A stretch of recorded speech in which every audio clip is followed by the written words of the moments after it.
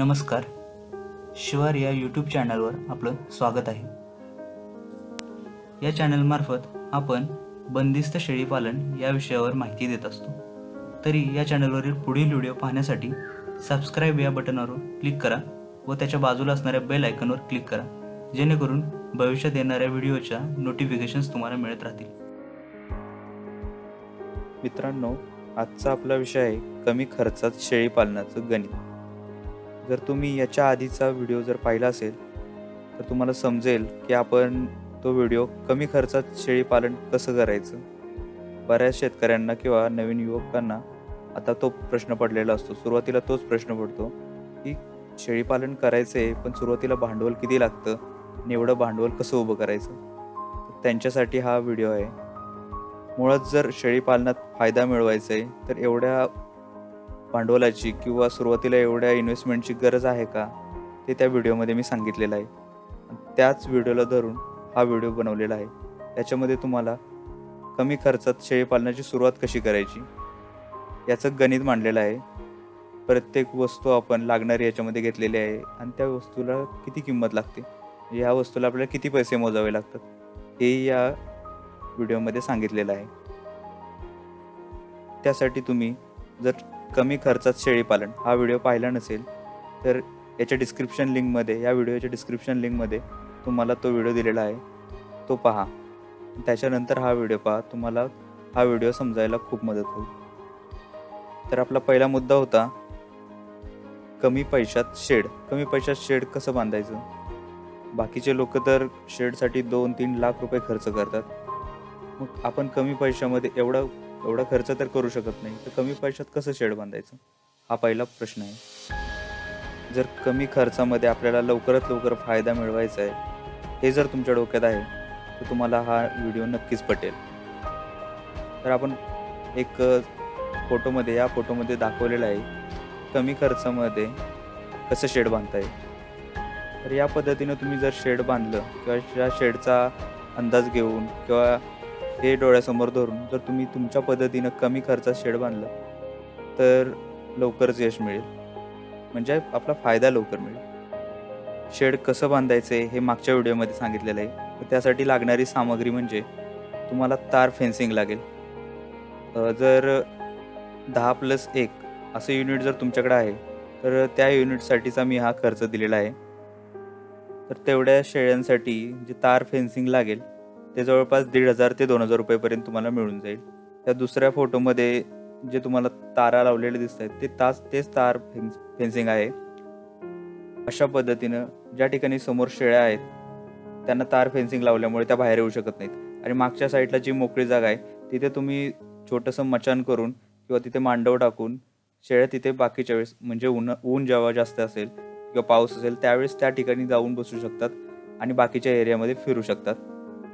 अशा पद्धतीनं आपण तारेचं फेन्सिंग करून घ्यायचंय आणि त्याची किंमत 1,500 ते 2,000 रुपयेपर्यंत जाईल.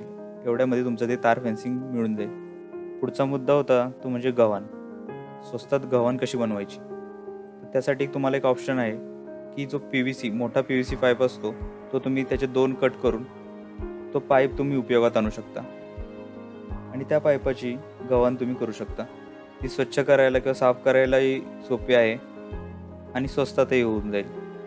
जर तुम्हाला तो प्रकार आवडला नसेल तर अशा दुसऱ्या फोटोमध्ये जशा पद्धतीने दिलेलं आहे तशा पद्धतीची तुम्ही रॅक बनवू शकता. ती रॅक यामध्ये लोखंडाची आहेत, तीही तुम्ही बनवू शकता. किंवा जर तुम्हाला ते नको असेल, अजून तुम्हाला कॉस्ट कटिंग करायचं असेल तर तुम्ही त्या ठिकाणी कळक बांधू शकता किंवा लाकडाची त्याची रॅक तयार करू शकता.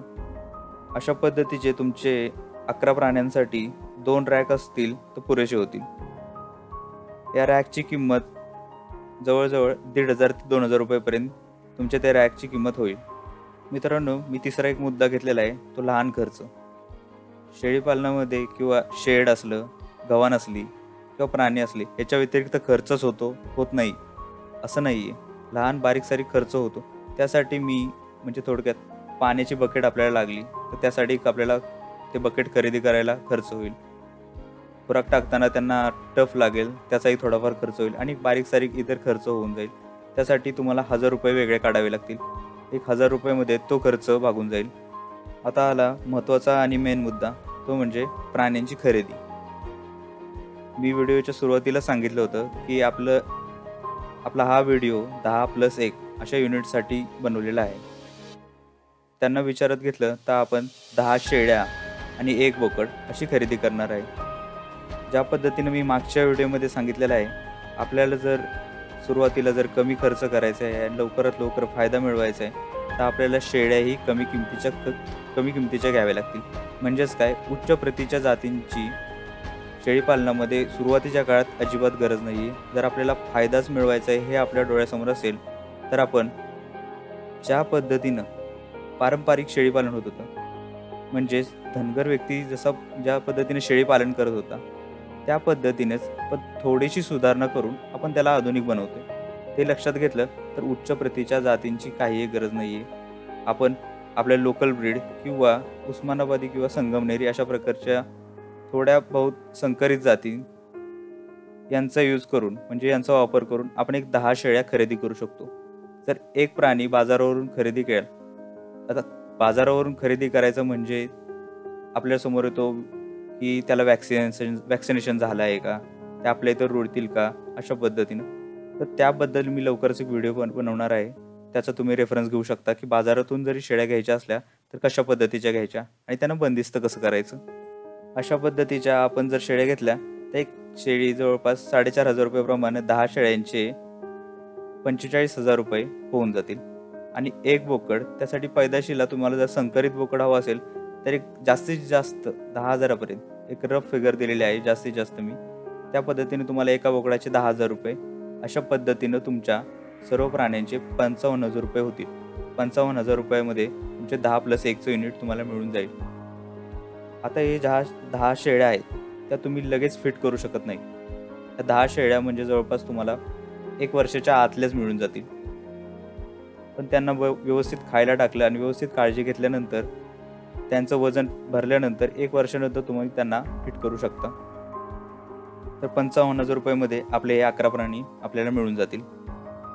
तर या सगळ्यांची माहिती घेतल्यानंतर आपण या सगळ्यांची टोटल म्हणजे एकूण किंमत काढणार आहे. एकूण किंमत किती बसते आणि कितीमध्ये आपले शेळीपालन चालू होऊ शकतं. तर हा मी एक चार्ट दिलेला आहे.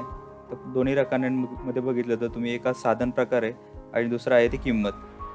तर पहिल्या रकान्यामध्ये फेन्सिंग तार आपण बघितली होती, ती जास्तीत जास्त त्याची 2,000 रुपये किंमत होईल. गव्हाण जर बघितली, जर आपण स्वतः व्यवस्थित लक्ष घालून जर ती बनवून घेतली किंवा आपण बनवली तरी 2,000 रुपये किंवा 2,500 रुपयाच्या वरती अजिबात जाणार नाही आहे ती. तिसरा प्रकार आहे तो लहान खर्च, तो आपण 1,000 रुपये धरला होता. त्याच्यानंतर प्राण्यांची किंमत बघितली होती, 55,000 रुपयामध्ये प्राणी आपल्याला मिळत होते किंवा आपण 55,000 रुपयामध्ये प्राणी विकत घेणार आहोत. या सगळ्यांचा विचार केला तर एकूण किंमत 60,000 रुपये इतकी होती. तर मित्रांनो, या सर्व गोष्टी तुम्ही व्यवस्थित सांगितलेल्या बजेटमध्ये किंवा थोडासा कमी जास्त झाले तरी चालेल, या बजेटमध्ये बसवल्या त्याच्यापेक्षा तुम्हाला वेगळा कोणताही खर्च लागणार नाही. हा फक्त शेडचा खर्च आणि प्राण्यांचा खर्च हाच मेन खर्च मी या व्हिडिओमध्ये सांगितलेला आहे. याच्यावरून तुम्हाला लक्षात येईल की 60 ते 65,000 रुपयामध्ये तुम्ही शेळीपालन चालू करू शकता आणि त्याच्यातून लवकरात लवकर फायदाही मिळू शकता.